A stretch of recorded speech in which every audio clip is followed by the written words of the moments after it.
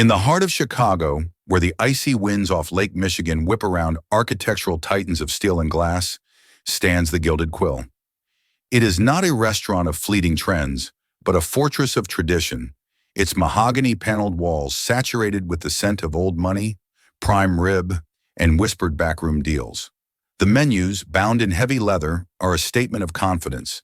They do not list prices, for if you must ask, you cannot afford to be there. Into this world 5 nights a week stepped 21-year-old Clara Evans, trading her cracked university textbooks and worn-out boots for a starched black apron and a smile that was both polite and entirely invisible. Clara was a ghost in this gilded machine, a pair of hands that delivered Chateauneuf du Pape and cleared away the bones of Dover Sole.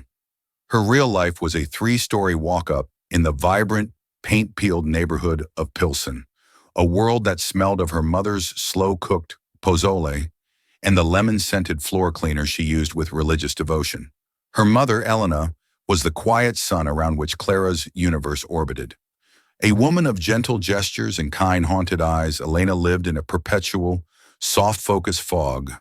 A boating accident on the lake, long before Clara was born, had stolen her memories, leaving her with a past that was a complete and terrifying blank. Waking up in a hospital with no name and no history, she had been given Elena by a kind nurse. She had built a new life, a small and fragile thing, around her daughter. Their only link to the void before the hospital was a ring Elena wore not on her finger, but on a delicate silver chain around her neck, tucked away like a secret prayer. It was a singular, breathtaking piece of craftsmanship, a band of platinum, fashioned to look like 2 intertwined branches of olive, their leaves meticulously detailed. The branches met to cradle a sapphire of the deepest, most startling blue, a stone that seemed to hold a stormy sky within it. Engraved on the inside of the band, in a script so fine it was almost invisible, was a Latin phrase Elena would sometimes murmur in her sleep, her fingers tracing the ring's shape through her nightgown.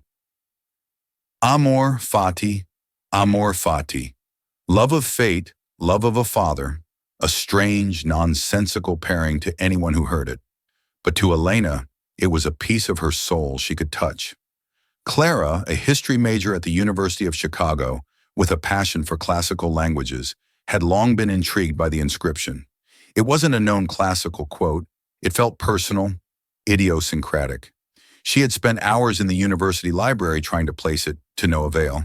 The ring was their beautiful, unsolvable puzzle, the only clue in a cold case of identity.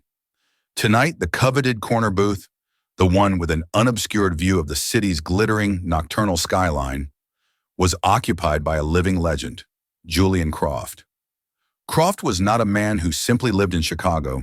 He owned pieces of its soul, from skyscrapers that clawed at the clouds to tech firms that shaped the future.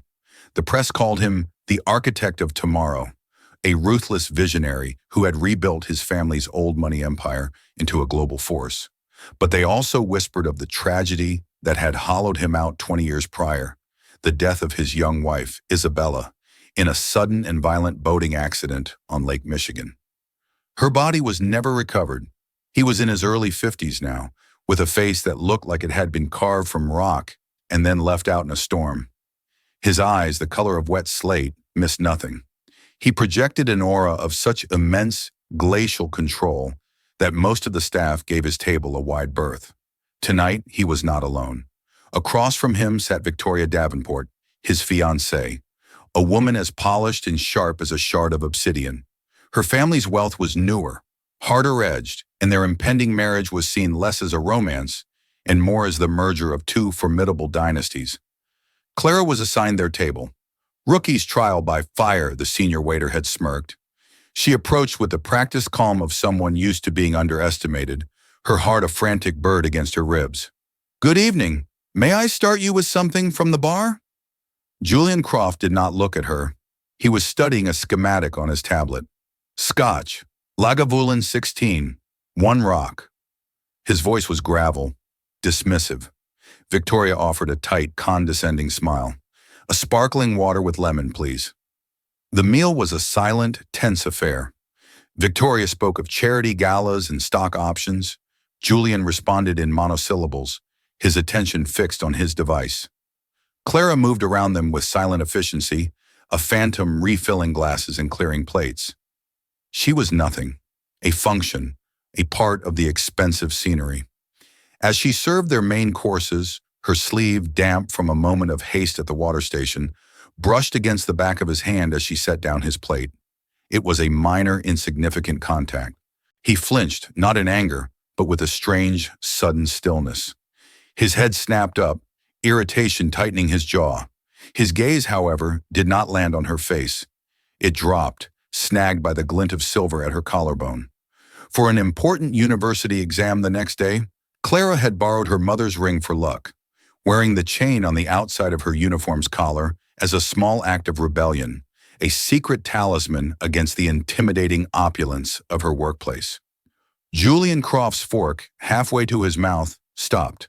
It fell from his fingers, clattering onto the fine china, with a sound that seemed to crack the restaurant's hushed reverence.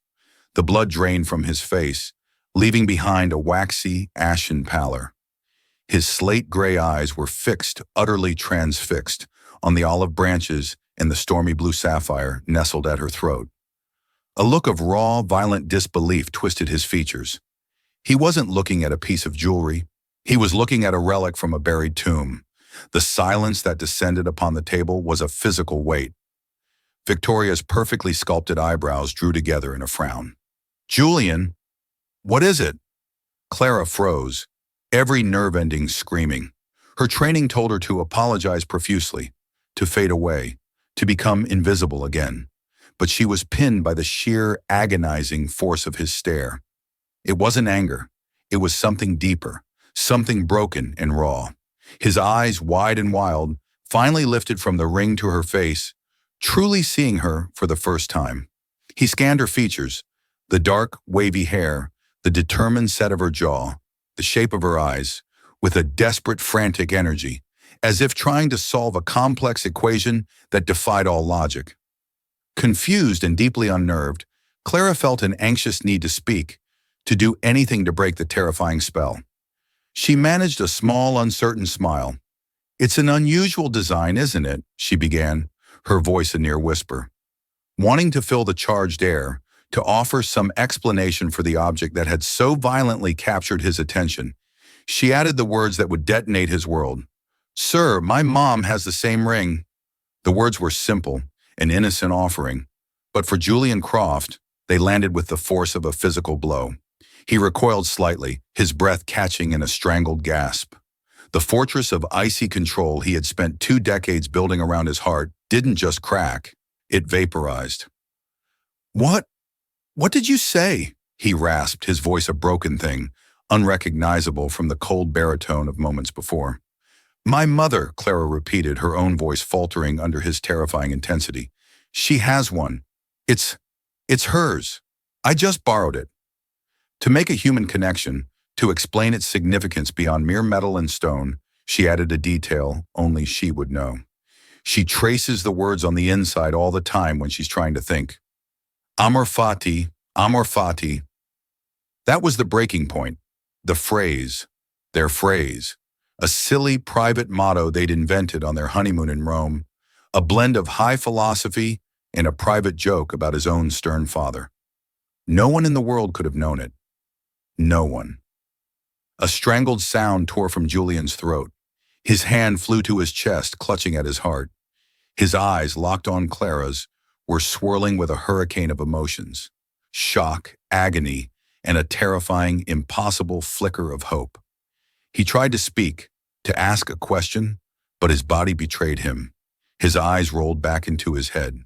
He slumped forward, his forehead hitting the edge of the table with a dull, sickening crack, before he slid bonelessly from his chair, his large frame collapsing onto the plush Aubusson carpet with a heavy, final thud.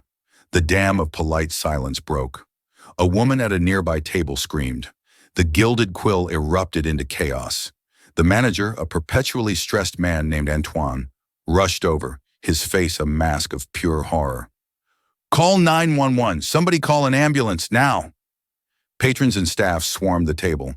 Clara was shoved backward, stumbling against a service trolley. Her mind was a maelstrom of confusion and terror. One moment she was a waitress, the next a billionaire lay unconscious at her feet. What had she done? What had she said? The image of his face, the raw agony in his eyes just before he collapsed, was seared into her brain. As paramedics rushed in, Victoria Davenport was a vision of cold control amidst the panic. She barked orders, her voice cutting through the noise. But as they lifted Julian onto a gurney, her sharp, furious eyes found Clara, who was being shaken by a frantic Antoine. "What did you say to him? What did you do?" The manager hissed, his career evaporating before his eyes. "Nothing. I mentioned the ring," Clara stammered, her hand flying protectively to the pendant at her throat. Victoria overheard. She glided over, her presence silencing Antoine instantly. Her eyes were not filled with concern for her fiancé, but with a venomous, calculating hatred as she stared at Clara. She didn't speak to her directly. Instead, she turned to a severe-looking man in a dark suit who had appeared at her side, her personal lawyer. "Get her name, her address, everything," Victoria commanded, her voice a low, menacing hiss. "I want to know who sent her, and make sure the restaurant fires her. Immediately." Then she swept away, following the gurney into the flashing lights of the ambulance, leaving Clara standing in the wreckage of her shift, the intertwined olive branches of the ring suddenly feeling impossibly heavy, like the shackles of a world she had just unknowingly entered. The next 72 hours felt like a fever dream. Clara was, as instructed, fired before she could even clock out. Antoine, pale and sweating, had simply handed her a final check and told her never to return. The unspoken message was clear. She was toxic, a problem to be erased. The incident exploded across the financial news and gossip columns. Billionaire Julian Croft collapses at the Gilded Quill. The stories cited extreme stress, a potential cardiac event, a sudden illness. There was no mention of a waitress, a ring, or a cryptic Latin phrase. Clara Evans had been surgically excised from the official story. She felt like a ghost haunting her own life, the central figure in a mystery she couldn't begin to comprehend. She spent her days in the small Pilsen apartment, the comforting aroma of her mother's cooking, doing little to soothe the frantic anxiety churning in her gut. She tended to Elena, watching her water her geraniums on the fire escape, listening to her hum a nameless tune. How could this gentle, fragile woman be connected to the violent reaction of one of the most powerful men in the city? She tried to ask Elena about the ring again, more pointedly this time. "Mom, where did you get it? Did someone give it to you? A man." Elena just gave her that familiar, sad, wistful smile, her hand going to the chain around her neck. "I don't know, mija," she said softly, her fingers tracing the interlocking branches. "When I woke up in that hospital, it was the only thing that felt like it belonged to me. It felt like an anchor. It felt like home, even when I didn't know where home was." On the third day the knock came. It wasn't the police or a process server. It was a man who looked like he had stepped out of a different era. He was in his late 60s with a neatly trimmed gray mustache, wearing a simple but perfectly tailored tweed jacket. He held a worn felt hat in his hands. "Miss Clara Evans?" he asked. His voice was calm, polite, and carried an undeniable weight of authority. "Yes," Clara said, her heart starting to pound. "My name is Arthur Hayes. I am the head of security for Mr. Croft. He is awake and stable. He has requested to speak with you. He insisted." Clara's mind raced. This wasn't the aggressive lawyer Victoria had with her. This man was different. There was a weariness in his eyes, but also a deep-seated integrity. Is he okay?" "He's recovering from a severe shock," Arthur said, his gaze dropping for a moment to the ring at her neck. "A shock you apparently administered. He would consider it a great personal favor if you would accompany me." The ride to the hospital was not in a black town car, but in Arthur's own modest, clean sedan. He drove with a quiet competence, navigating Chicago's traffic without a word. They didn't go to a public hospital, but to a discreet private wing of Northwestern Memorial, a place of hushed corridors and private nurses where the city's elite came to heal in silence. Arthur led her to a suite at the end of a hallway. "A word of warning, Miss Evans," he said, stopping before the door. "Mr. Croft is a man who has built a fortress around himself for 20 years. You just threw a bomb over the wall. He doesn't know if it's a miracle or a trick, and frankly, neither do I. So please just tell the truth. The suite was less a hospital room and more a luxury hotel, with a stunning view of Lake Michigan. Julian Croft was sitting up in a chair, dressed in a dark blue silk robe.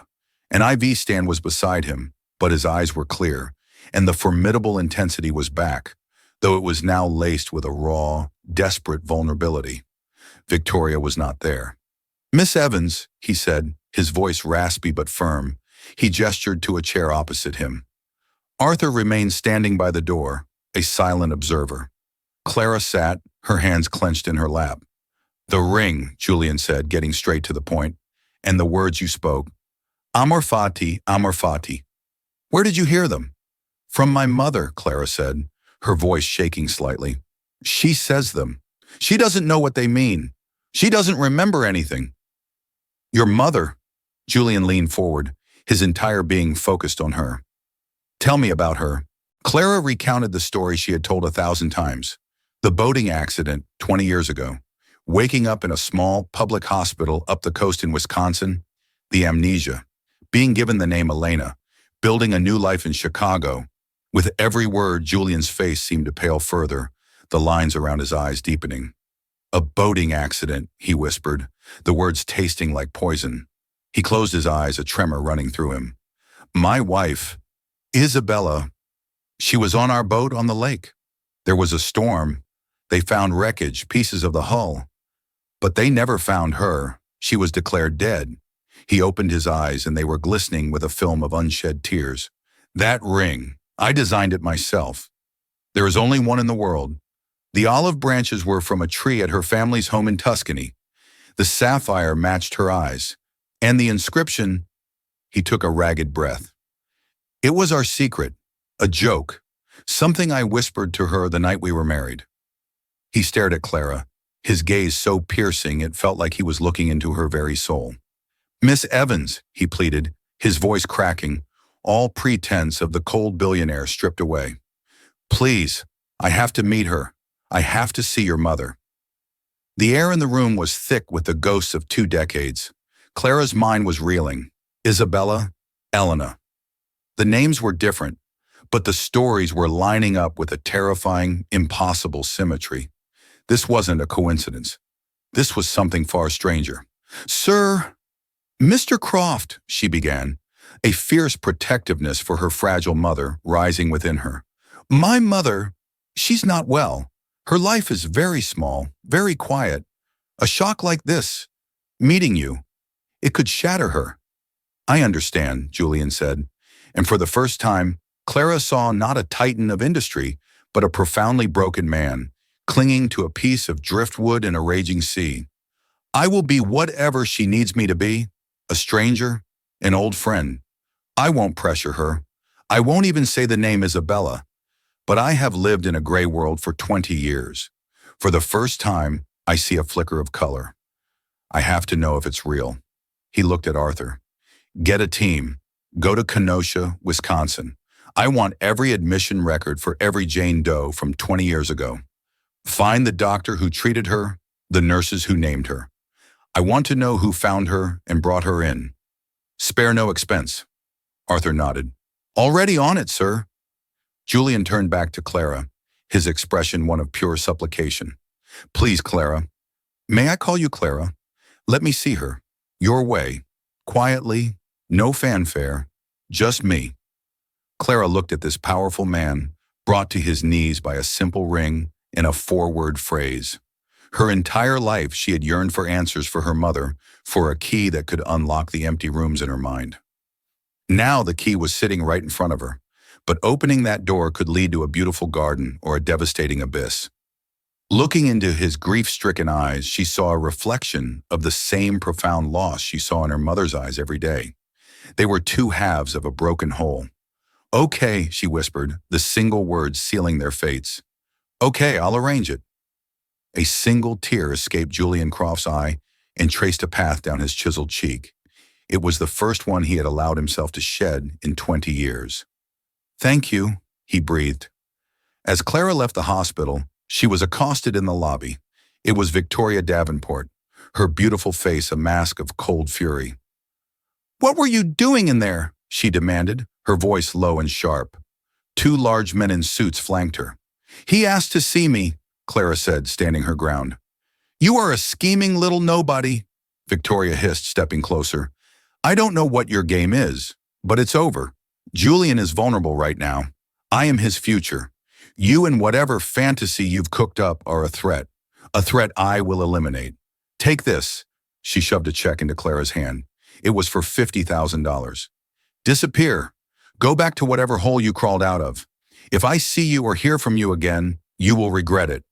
I can make your life, and your mother's life, very difficult."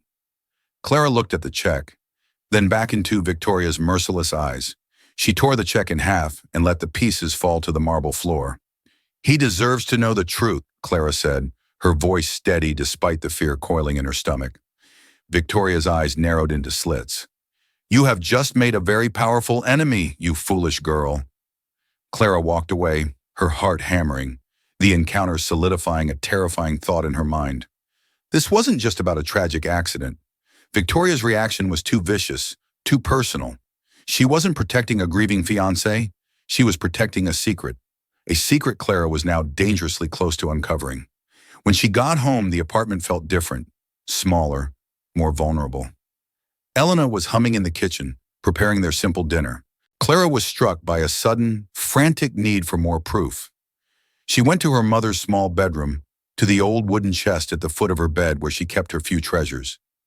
She had never gone through it without permission, but now she felt she had no choice. Underneath a stack of neatly folded linens, she found a small, water-stained cardboard box.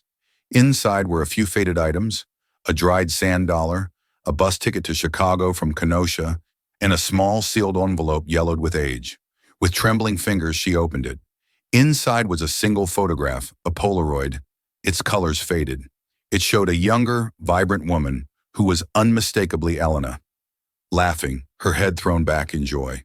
Her arm was around a handsome young man with familiar slate-gray eyes and a confident smile. A young Julian Croft. They were on the deck of a sailboat, the wind in their hair, and on the fourth finger of her left hand, gleaming in the sun, was the ring. The olive branch ring. The proof was absolute.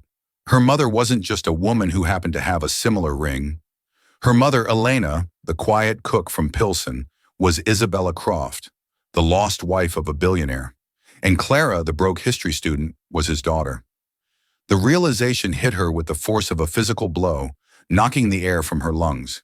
She sank to the floor, the photograph in her hand, her entire world redefined in the space of a single, faded image. The Polaroid was a ghost in her hand, a portal to a life she couldn't imagine. The woman in the photo, her mother, was radiant, carefree, a stark contrast to the gentle, hesitant Elena she knew. And the man beside her, her father, was full of a warmth that had long since been frozen over. Staring at their laughing faces, Clara was hit with a tidal wave of questions.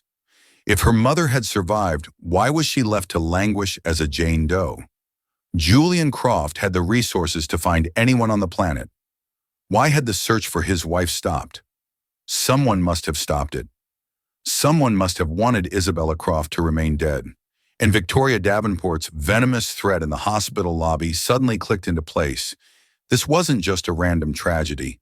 This was a conspiracy. While Clara was grappling with this new reality, Julian Croft's considerable machine was grinding into motion. Arthur Hayes, his quiet and methodical head of security, descended on Kenosha. He was a man from an older school of investigation, one that relied on patience, intuition, and reading people, not just data. He found the now-retired nurse who had named Elena. She remembered the Jane Doe vividly. Such a sweet, lost soul, the old woman recalled over tea, brought in by a local fisherman who found her washed up on the shore, miles from that terrible wreck.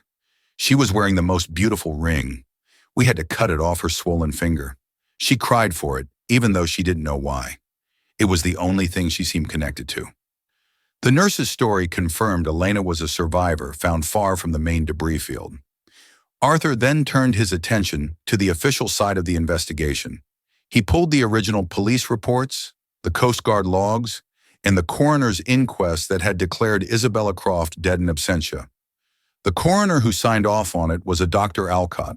A little digging revealed that Dr. Alcott had retired from his public service position less than 6 months after the inquest, citing health reasons, and moved to a lavish golf community in Scottsdale, Arizona.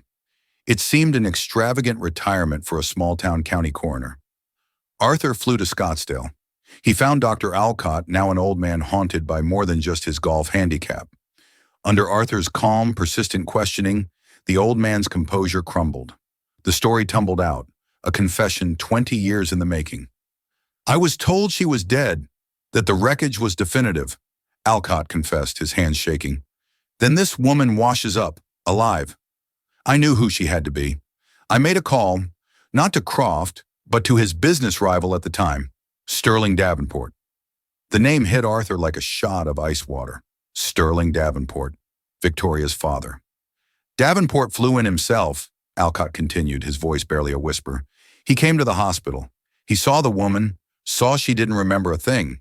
He called it a unique opportunity. He said Croft was emotionally distracted, vulnerable, on the verge of a major deal that would have crushed Davenport Industries. Removing his wife permanently from the equation would keep him off balance. It would be a competitive advantage. Davenport had offered Alcott an obscene amount of money, enough to live out his days in sunshine and guilt. All he had to do was sign the death certificate, bury the Jane Doe file, and ensure Isabella Croft was discharged with no follow-up, left to drift away into anonymity. It was a crime of breathtaking cynicism, not a murder of the body, but of a life and identity, all for a business deal. And Victoria, Sterling Davenport's beloved daughter, had been a young woman at the time, fully aware of her father's machinations. She had known for 20 years that Julian's wife was alive. Her entire relationship with him, her engagement, was built on a monstrous, calculated lie. Back in Chicago, Clara knew she had to prepare her mother, but she couldn't bring herself to detonate the truth all at once. She started gently. "Mom, an old friend is coming to visit, someone from a long time ago, from before the accident. He wants to see how you are." Elena was anxious, her hands fluttering nervously. The idea of a visitor from her blank past was like a stranger knocking on the door of an empty house. "But I won't remember him," she fretted. "It's okay," Clara soothed, taking her mother's hands. "He knows that. He just wants to say hello." Julian arrived that evening. He came not in a chauffeured limousine, but in a simple black sedan, which he parked down the street. He wore a plain gray cashmere sweater and dark trousers, looking less like a billionaire and more like a man walking toward his own execution. He carried a small, simple bouquet of lily of the valley. Clara met him at the door. "Her favorite," he said, his voice thick with an emotion he couldn't hide. She said they smelled like optimism. Clara's heart ached for him, for the decades of memories he carried alone. She led him into their small living room, which Elena had tidied obsessively for the past hour.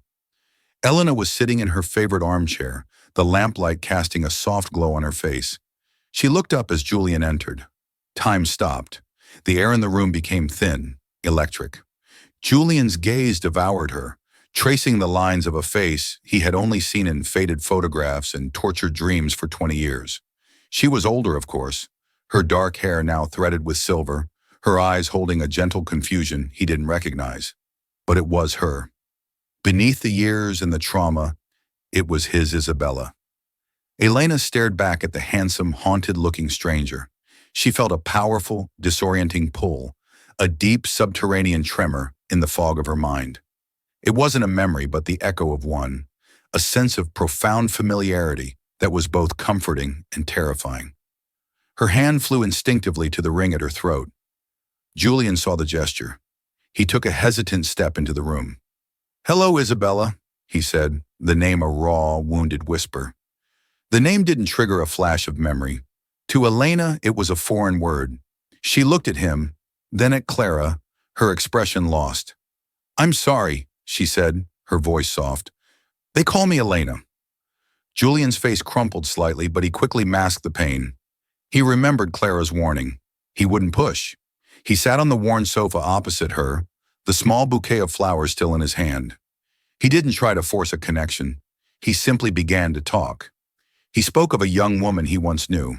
He told stories of her hopeless inability to navigate, of how she once got them lost for 3 hours on a one-way street in Florence. He talked about her passion for rescuing stray animals, how their first apartment had been a chaotic menagerie of three-legged cats and one-eyed dogs. He described the night he proposed on a simple pier in the rain, and how she had laughed and said yes before he could even get the ring out. He wasn't telling stories to her. He was offering them up like gifts, laying the pieces of her forgotten life at her feet with no expectation that she would pick them up. Clara watched her mother, breathless. Elena was listening with a rapt, childlike attention. She wasn't frightened. A small, wondrous smile touched her lips at the might. The story of the three-legged cat hung in the air, a small, perfect bauble of a memory offered across a chasm of 20 years. It wasn't a key turning in a lock. It was more like a familiar scent caught on the wind, evoking a feeling rather than a fact. Elena's face, which had been a mask of placid confusion, softened. A genuine, wondrous smile touched her lips, a ghost of the radiant woman in the photograph. These weren't just stories. They felt like echoes in an empty cathedral, resonating with a truth that existed somewhere deeper than conscious thought. "The man in these stories," Elena said finally, her voice a soft, melodic whisper that made the hairs on Julian's arms stand on end. "He must have loved the woman he knew. He must have loved her very much." The simple observation was a knife in Julian's heart, twisting with the agony of all his failures. "More than his own life," he managed to say, his voice thick and raw. "He was a fool, a proud, ambitious fool. He let his work, his empire, consume him. He was closing a deal that day, the day she went out on the boat alone. He should have been with her, his gaze burning with a self-hatred that had been his only companion for 2 decades, met hers. He never, not for 1 second, forgave himself." The confession was an act of surrender, a laying down of arms before a woman who couldn't remember the war. It was a plea for a forgiveness she did not know she had the power to grant. Suddenly, the fragile peace was shattered by a violent, percussive pounding on the apartment's thin door. It was an assault, an intrusion of a world that had no place in this small, sacred space. Clara's blood turned to ice. She knew that imperious knock. Before she could even move, the door was thrust open, striking the wall with a crack. Victoria Davenport stood on the threshold, a vision of dark, expensive wool and venomous grace. Flanked by her 2 hulking security guards, she surveyed the humble room with an expression of supreme disgust, her eyes sweeping over the worn furniture, the scent of simmering spices, and finally landing on the tableau in the center. "So," Victoria sneered, her voice a low, cutting thing that sliced through the quiet intimacy. "This is the touching little reunion. How utterly pathetic." She strode into the room, her presence sucking the warmth from the air. Her eyes, cold and black as obsidian chips, locked onto Julian. "Have you completely lost your mind? Can you not see what this is? A grift, a transparent and utterly disgusting scam orchestrated by a nobody waitress and her mad mother." "Victoria, leave," Julian commanded. His voice was lethally quiet, a storm-gathering force. He rose slowly to his feet, an instinct he hadn't felt in 20 years compelling him to place his body between this predator and Elena. "I will not," she snapped, her lacquered composure beginning to crack. "I am your fiancé. I have spent years holding your broken life together while you mourned a ghost, and I will not stand by and watch you be manipulated by this fortune-hunting trash." Her venomous gaze shifted, landing with full force on Elena, who had shrunk back into her armchair, her hands fluttering to her throat, her face a mask of pure terror at the sudden, screaming violence. "You may have him fooled with your doe-eyed act, but I know what you are. You are nothing. A blank space. He is mine." "That's enough," Clara said, her voice shaking but firm. A fierce, protective rage she didn't know she possessed surged through her, eclipsing her fear. "You have no right to be here. This is our home. Get out." Victoria let out a short, ugly bark of a laugh. "Your home? This hovel? Don't be ridiculous." She took a menacing step towards Elena, her perfectly manicured finger pointing like a weapon. "Let me tell you who you really are. You're a mistake, a loose end, a piece of unfortunate business my father should have handled properly 20 years ago. The admission, spoken with such casual, chilling cruelty, hung in the air, electric and toxic. The world seemed to tilt on its axis. Julian's face, already pale, became a deathly mask of stone. "What?" he breathed, the word barely audible. "Did you just say?" But Victoria, consumed by her fury and the arrogance of a lifetime of impunity, was beyond caution. Her entire focus was on destroying the fragile woman in the chair. "He should have let you drown," she hissed, leaning down, her face contorted with hate. "It would have saved everyone, especially me, a great deal of trouble." It was then that something shifted deep within Elena's mind. It wasn't a memory returning, it was an instinct, a primal and ferocious piece of her soul flaring to life to protect itself. The fog in her eyes did not just clear, it was burned away by a sudden, brilliant bolt of clarity. She wasn't remembering dates or names or places. She was remembering a feeling, the absolute foundational certainty of being loved, of being safe, of being Isabella. And in that flash of emotional truth, she remembered the face of the man who had made her feel that way. Her terrified gaze lifted past the snarling mask of her tormentor and locked with Julian's. "Julian," she whispered. It was not a question. It was a statement.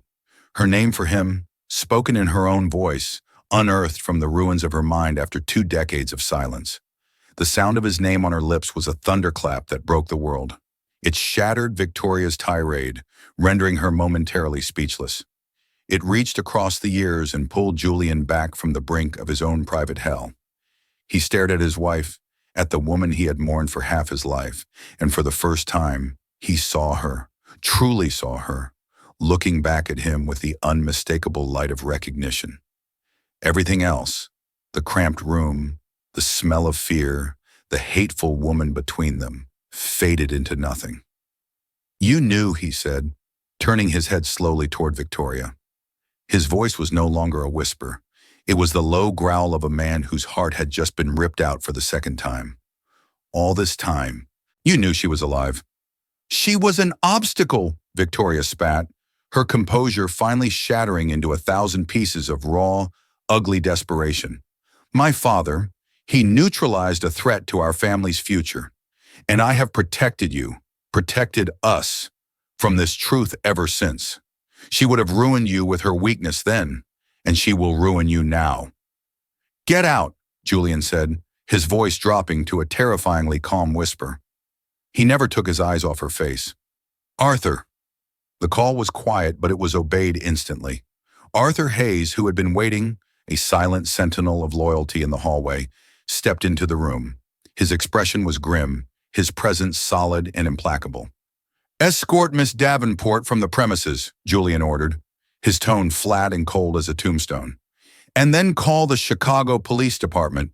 Tell the commissioner personally that we have a full confession to a 20-year-old conspiracy. Attempted murder, kidnapping, fraud.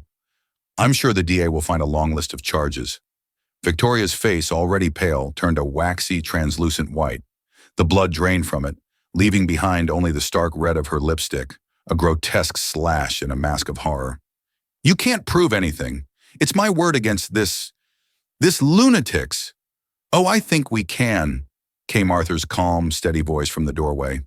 He held up his phone, where a small red icon pulsed steadily on the screen. "You've been remarkably clear, Miss Davenport. This recording, along with the sworn, videotaped confession of a Dr. Alcott in Scottsdale, should be quite sufficient for a grand jury." The fight, the fire, the venom, it all drained out of Victoria in a single shuddering exhalation. Her carefully constructed universe, built on a foundation of monstrous lies and breathtaking cruelty, had just been utterly demolished by a 4-word phrase in a cheap smartphone.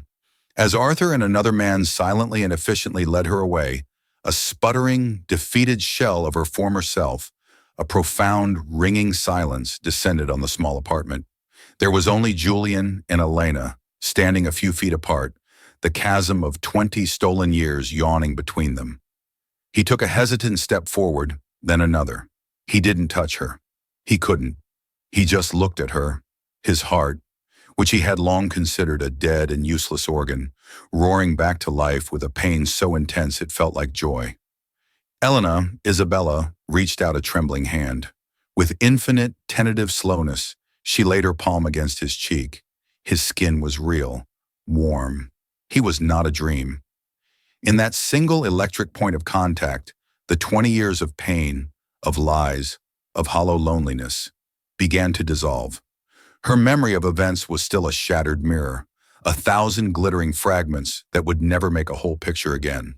But the emotional truth, the indestructible core of their connection, had finally, miraculously, broken through the fog.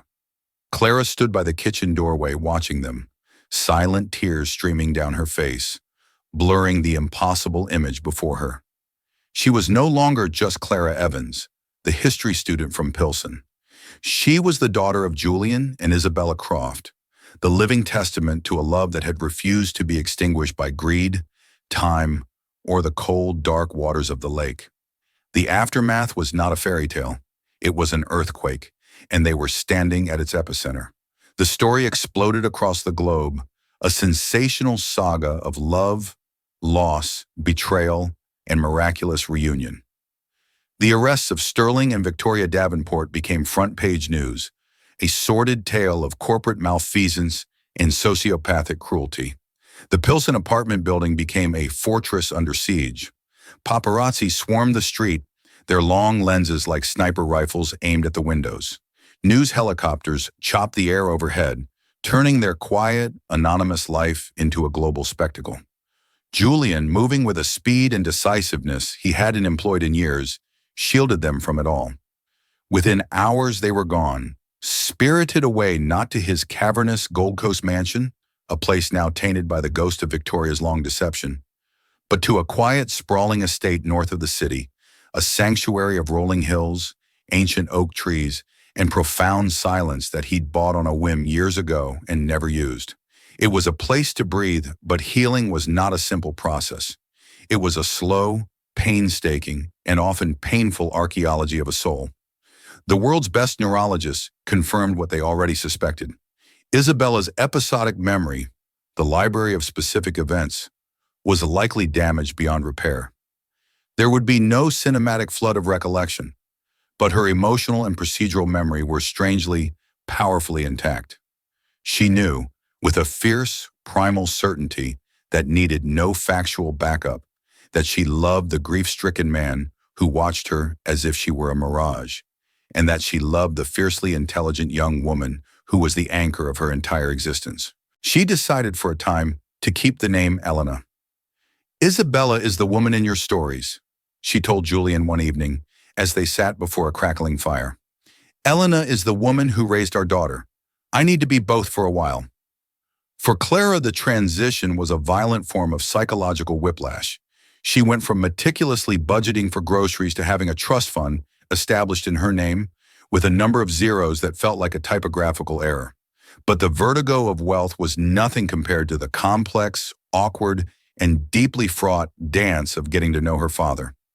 Julian, hollowed out by a guilt so vast it threatened to consume him, tried to fill the 20-year void with things. He presented her with the keys to a silver Aston Martin. She couldn't drive a manual. He had a Parisian couturier fly in to create a new wardrobe for her.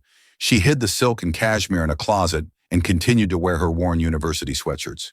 His attempts to help were a clumsy, heartbreaking expression of his pain, and they only pushed her further away.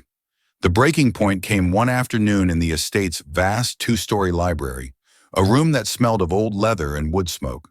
He had just informed her that he had paid her entire university tuition, past and future, and had endowed a chair in the classics department in her name. He expected her to be thrilled. Instead, he saw tears of frustration in her eyes. "Stop it," she said, her voice trembling. "Just stop trying to buy me." Julian looked utterly stricken. "Buy you? Clara, I'm trying to give you everything I should have given you." "I don't want things," she cried, the words tumbling out in a torrent of long-suppressed confusion and grief. "I don't want a car or a scholarship. I want the 20 years you weren't here. I want to know what her favorite color was before you told me. I want to know if she was a morning person. I want to know if you were happy. I want a father, not a bank. And sometimes I hate you for not finding us." The last sentence was a whisper, a confession of an ugly, irrational anger she was ashamed of, but it was the truest thing she had ever said to him. The words struck him with the force of a physical blow. He sank into a leather armchair, his face in his hands. All the power, all the billions, all the influence in the world. And he could not fix this. He couldn't go back. When he finally looked up, the formidable architect of tomorrow was gone, replaced by a broken man. Her favorite color was the deep blue of the Tuscan sky just after sunset, he said, his voice ragged. She hated mornings, couldn't function without 2 cups of coffee. And yes, he took a shuddering breath. For a few short years, I was happier than any man has a right to be. And you have every right to hate me, Clara. It's a miracle that you don't. It was a turning point. He stopped offering gifts and started offering himself.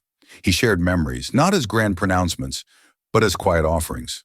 They began to build a fragile bridge across the chasm, not with grand gestures, but with the small, sturdy bricks of shared moments.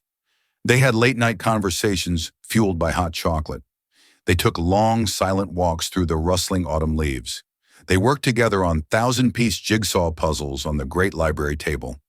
A simple, meditative task that calmed Elena's anxious mind and taught the 3 of them how to work together, piecing together a new picture, not trying to recreate the old one. Julian discovered that his daughter possessed his own stubborn intellect and analytical mind, but it was tempered with her mother's deep well of compassion. Clara learned that beneath the layers of grief and guilt, her father had a surprisingly goofy sense of humor and a love for terrible old black and white movies. Elena, who began to ask them to call her Bella, a fusion of the woman she was and the woman she had been, blossomed in the sanctuary of their quiet life. The permanent haze of anxiety in her eyes was replaced by a serene, watchful clarity. She would stand in the state-of-the-art kitchen, surrounded by gleaming copper pots, and meticulously prepare the simple pozole of her Pilsen life, the rich aroma, a comforting ghost of the past in their opulent present. She and Julian didn't try to replicate their first love. They created a new one, quieter, deeper, forged in trauma and tempered by a gratitude so profound it was a form of daily prayer. One crisp spring afternoon, nearly a year after that cataclysmic night at the Gilded Quill, the 3 of them stood on a low hill overlooking the estate's magnificent blooming gardens. The world felt quiet, peaceful, whole. Julian turned to Clara, his eyes filled with a love and pride that still felt new and overwhelming. "A year ago, I was a hollow man living in a mausoleum of my own making. I was convinced my story was a tragedy, the final chapter already written. But I was wrong." He looked at his daughter, his voice thick with an emotion he no longer tried to hide. "You, Clara, you were her anchor in the storm. You kept her soul safe for me all those years. You didn't just give me back my wife. You gave me a daughter I never knew I was missing. You didn't just find my past. You gave me a future." He then turned to Bella, taking her hands in his. From his pocket, he drew the original olive branch ring, its platinum polished to a soft gleam, the sapphire seeming to hold a universe of calm blue light. For the second time in his life, he slid it onto the 4th finger of her left hand. It fit as if it had never been gone. "For my wife," he said, his voice cracking. "For Isabella, who taught me how to love, and for Elena, who taught me what survival means, and for Bella, the incredible woman who is strong enough to be both." He then handed a small velvet-wrapped box to Clara. Her fingers trembled as she opened it. Inside, resting on a bed of silk, was a delicate platinum chain. From it hung 2 charms, a single exquisitely carved olive leaf, and beside it, a tiny flawless sapphire, a perfect teardrop of blue. A new heirloom, a symbol not of a past that was lost, but of a future that had been painstakingly, miraculously found. Bella smiled, a real, crinkling smile that reached the depths of her now clear eyes. She squeezed her daughter's hand on one side, and her husband's on the other, linking their fractured circle. "The ring remembered, even when I couldn't," she said, her gaze on Clara. "But it was you, Mia, who had the courage to listen to its story. Clara looked from the new pendant in her hand to the iconic ring gleaming on her mother's finger. It had started with 4 whispered Latin words in a gilded restaurant, a key to a prison none of them knew existed. Those words had not turned back time, nor had they erased the scars. Instead, they had cleared a new path forward. They had allowed a family, shattered by greed and sorrow, to reassemble itself, not as it was, but as something new, stronger in the broken places, more precious for having been lost, and finally, irrevocably, home.